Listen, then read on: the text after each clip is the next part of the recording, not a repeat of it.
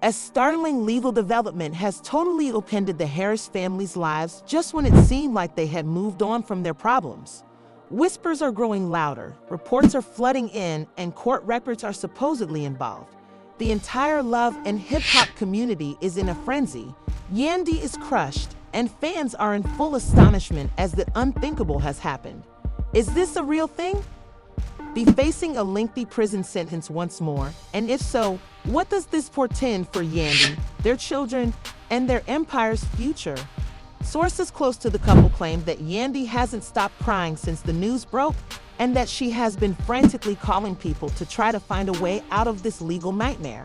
However, the emotional situation is not looking good because of the growing amount of evidence and the unexpected betrayal from someone they once trusted. Social media is being rocked by the controversy surrounding Mendeecees Harris, which has recently escalated to an all-time high.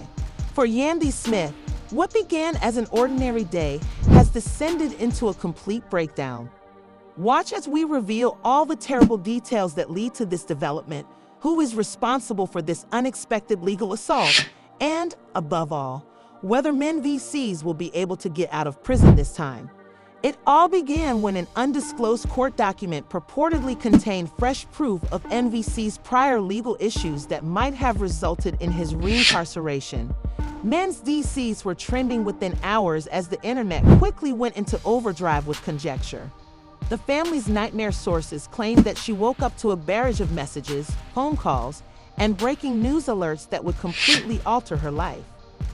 Twitter users were desperate to learn how this information spread, what was happening, and, most importantly, that Yandy had no idea what was happening behind the scenes, according to insiders. She initially brushed it off as just another baseless online story because she was in the middle of a business meeting when her phone started to fire up. But then she noticed that Mendeecees Harris past level troubles resurface. Is he facing prison time again? Was the headline that caught her attention. She tried calling Mendeecees as soon as her hands started to shake, but he didn't pick up.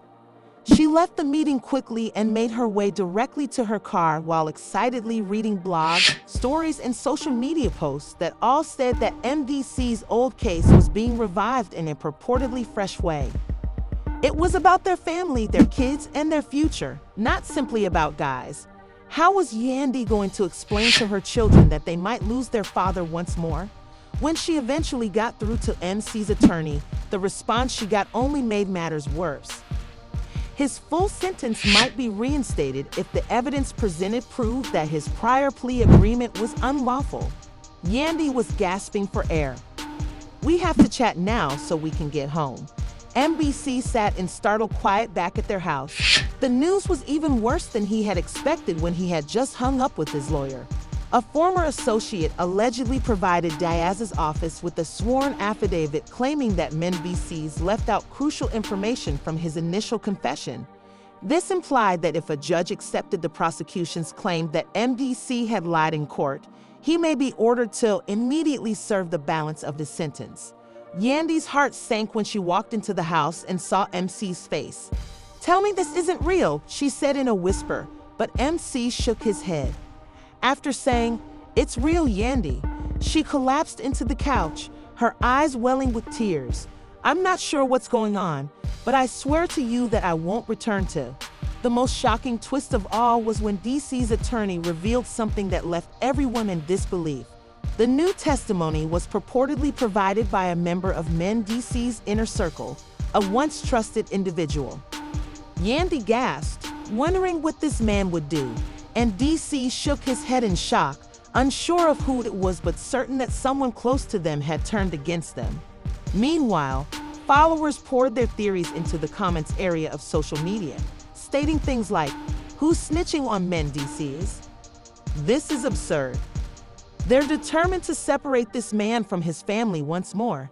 Celebrities began to voice their opinions as well, with some expressing support for Yandy and others guessing about who might have betrayed them. The Love and Hip Hop cast was a flurry of activity. Rumors and even reality TV blogs were posting cryptic messages that hinted at behind-the-scenes drama. But MC's lawyer warned them that they only had 48 hours before an emergency hearing would take place, and they needed to figure out who had betrayed them, prepare a defense, and somehow convince the court that Mendeecees didn't deserve it. Meanwhile, YY and Mendeecees were dealing with something much more serious, a court date that could change everything. As if things couldn't get any worse, they got a phone call that flipped everything upside down. Yandy's phone rang, and she hesitated for a moment, her hands shaking as she stared at the screen, her eyes red from crying, the pressure so great that she hadn't slept, and Mendeecees was beginning to descend into paranoia. "Yandy, you don't know me, but I know what's happening to Ems, and I know who is behind it," she heard a muffled voice say. "I can't say too much right now, but you need to watch your back," she said, her heart thumping in her chest. "The prosecutors want guys gone, and someone close to you is cooperating with them." Yandy's heart froze. "What are you doing?"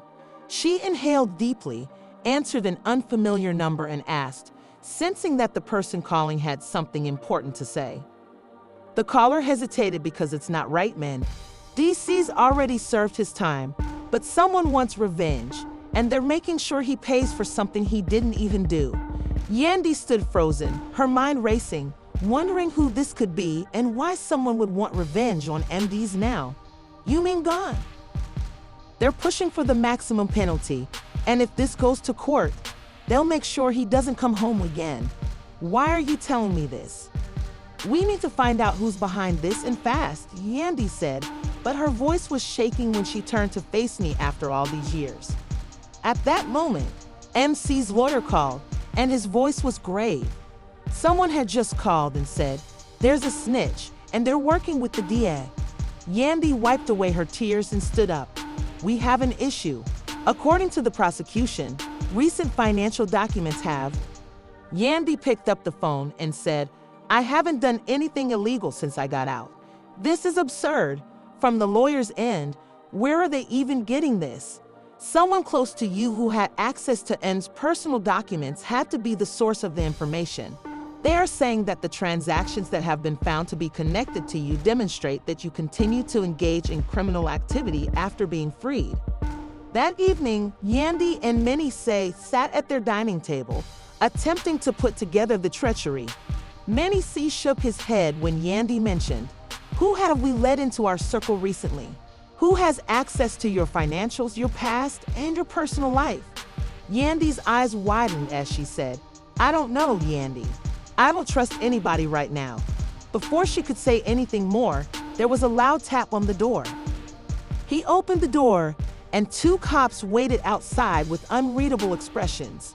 One of them said, "Mrs. Harris, we need to ask you some questions." Both of them jumped, and when DC heard the knock, he automatically grabbed for his phone. MC approached the door slowly and looked through the peephole, his body tense as the knocking became louder this time. "The police," Yandy exclaimed. "Men, oh my God." Questions. DC made himself maintain his composure. The officer said, "Am I under arrest yet?" Yandy grabbed M's arm and said, "But if you don't cooperate, things could change real quick." The officers exchanged glances before saying, "Don't say a word. We need a lawyer." "That's your right, but we strongly suggest you come down to the station. Things will be much easier if you talk to us." M tightened his grip. The officer grumbled and said, "I'm not going anywhere without my lawyer." Yandy swallowed hard, but he turned to Bees and slammed the door shut as the officers left town. "This is bad, really bad," he said, and they ran a hand down his face. "They don't have anything, Yandy, because if they did, they wouldn't be asking questions. They'd be putting me in cuffs." "So why does it feel like we're running out of time?" Yandy inquired. "Aren't I so?" Yandy has endured enough. I feel awful for her.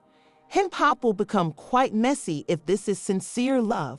Bloggers started spreading rumors. News sources started covering the topic, and even big media corporations stated that guys from DCS would be going back to jail. They had paparazzi outside their house and reporters asking for statements. When a well-known blogger who was renowned for spying on celebrities started covering the story, things took a more sinister turn. Smirking at the camera on her YouTube channel, she remarked, "I just got some tea, you know." Yandy nearly dropped her phone when she viewed the footage. It's messy, she added, and I have exclusive sources telling me that this whole situation isn't just about M's past. Oh no, baby. It's about what he's been doing behind Yandy's back. As he watched the blobber, MC's jaw tightened, and he reached for the phone, asking what the hell is she talking about. MDC struck the table with his fist. This is becoming unmanageable. He wanted to imprison me at first, but now they want to marry me. Yandy's lungs felt as though they had been blown out. If you understand what I mean, however, someone close to her found out something incredibly dirty about me, and they are using that information to destroy him. Let's just say that it isn't related to business.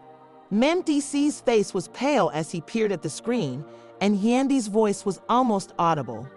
"Baby, what truth do Mendeecees look at her?" Yandy said, his eyes filled with something she had never seen before. Remorse. Yandy understood then that he had not told her anything that may change her life. Who is harming us like this? An anonymous text message buzzed on MC's phone. You believe you can move on from your past, but you're mistaken. Yandy's thoughts were racing as she glanced at MC's, feeling like her whole world was falling apart. What truth was it they were discussing? What was the topic of their conversation?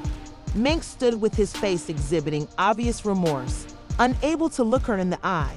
She yelled, "Look at me," her voice cracking. When Mendeecees finally looked up into her eyes, he asked, "What have you done?" But he knew that his next words would break her. "It didn't come back to haunt us like this, Yandy, but I didn't want to bring you into it." With tears running down her cheeks, Yandy shook her head and murmured, you promised me you were done with all of that." Mendeecees started to ask, "What did you do?" But his voice broke. Yandy brushed away her tears with trembling hands.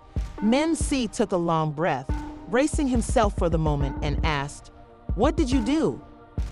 Admittedly, there was a last agreement that wasn't meant to be shared with Yandy before I departed. Someone must have found it. I thought it had been buried. A deal? What kind of deal? Yandy's heart asked. MC paused, but he understood that since it was dirty money, there was no need to lie. "I thought that if I handled it quietly, no one would ever know, and I needed the money to look after you and the children before I went. I no longer believed it would be significant. Everything we've established is now in jeopardy, and even though I've been working to put things right since I left, this is coming back to haunt me." Yandy spoke in a chilly, incredulous tone. "I didn't believe you when you told me everything was clean. Are you aware of what you did?" BC persisted, but his tone was unconvinced. "Step back," her legs feeling weak. "I apologize, Yandy. This time you've ruined everything, even though I never intended for you to be harmed." She said in a tremulous voice, "You've put our family and our future at risk because of you." Mindy grabbed for her, but Yandy moved away, creating a barrier between them. "Don't touch," she said. "You're back to prison men, DC's prison men." He closed his eyes, the weight of his actions crushing him. "I can't even look at you right now." MBCs were silent, knowing there was nothing he could say to make things right. Yandy's next few days were a blur. The tension in their home was unbearable. The kids were confused, and they sensed something terrible was wrong. But she did her best to protect them from the chaos while the media frenzy continued to spiral out of control, with more bloggers and gossip sites spreading rumors about Mendeecees. Everywhere, Yandy's phone kept ringing with calls from friends, family, and even fans who wanted to know what was going on. Mendeecees' hair is shocking double-life headlines about his alleged illegal activities and the possibility of him going back to prison. Everyone had an opinion, and the speculation was driving Yandy to the edge. Then one afternoon, Yandy received a call that would change everything. "That's a name we didn't expect. Somehow, close to you." Yandy's blood ran cold. Who was the lawyer's side? Kimberly, as in my cousin Kimberly. Yandy froze her mind, reeling. "We have new information, Yandy," the lawyer for Mendeecees. "Someone is behind everything. Someone is controlling us." I can't believe this. The betrayal was unimaginable. Kimberly was family, someone YY had trusted with everything, but now everything made sense. The mysterious phone calls, the leaks, the way the prosecutors seemed to have inside information, and the way Kimberly had been sabotaging them from their previous transactions. She's the one who started it all. Yan's legs failed her, and she fell into a chair. Yandy, whose eyes widened in shock and who has been working with the prosecutors, was filled with a mixture of anger and devastation as she stormed into the living room where I was sitting as soon as the call ended.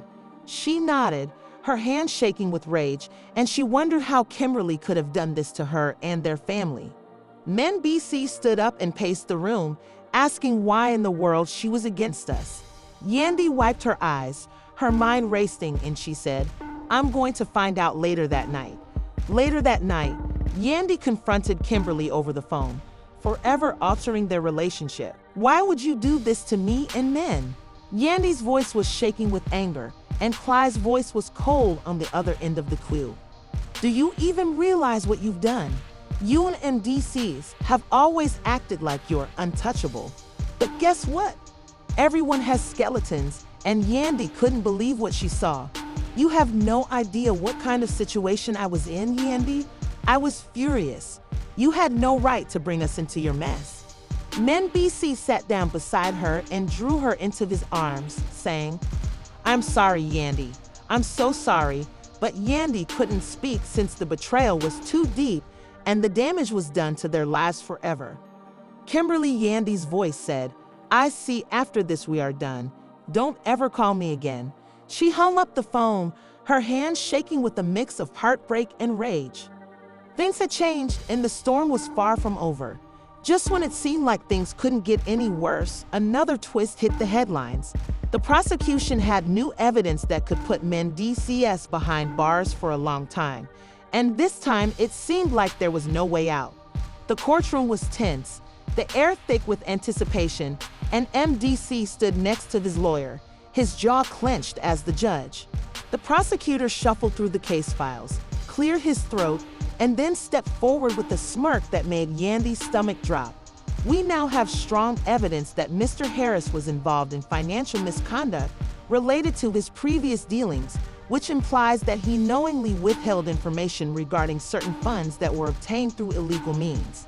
Imagine the tension in the courtroom became unbearable, and Mendeecees' attorney stood up right away. "Your Honor, we ask that you give us some time to examine this so-called new evidence. The prosecution conveniently found out about it at the last minute, and we think that this is just a deliberate attempt to paint my client in a bad light. The judge is rubbing his temples too much, so I need to carefully review this before making any decisions." He looked at me, "Mr. Harris. Given the seriousness of the accusations, I am compelled to take into account your past, but I will give your legal team time to respond. Until then, you will be under close supervision. The court has adjourned." Yandy X let out a sharp breath, her hands shaking. This wasn't over, but the threat of going to jail was growing stronger every day. The media surrounded them as soon as they left the courtroom. "How are you, Yandy?" "Mendeecees, how do you feel about the most recent charges? Do you think you'll be going back to prison? Is this the end for your family?" Yandy covered her face and refused to respond, but she was in a downward spiral. As soon as they got to the car, she turned to face the Mendeecees, her eyes full of desperation. "Tell me the truth, Mendeecees. Is there anything else you haven't told me? I swear, if anything else comes out, Mendeecees will grab her hands. How can we fight this? I'm not going back." Yandy's eyes burnt with tears. "We need a miracle because it feels like we're losing right now." The days that followed were stressful, full of lawyer meetings and sleepless nights. Yandy hardly ate, her mind racing with the worst-case scenarios of what would happen to their family and children if MCs returned to prison. Then, just when everything seemed hopeless, a shocking turn of events occurred.